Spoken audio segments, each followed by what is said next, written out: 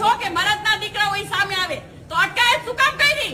એમ જ હતું કે પદ્મિની બા વાળાની એન્ટ્રી નહીં તો શું કામ? તો પાછળથી વિડિયો વાયરલ ન થવા જોઈએ, બરાબર?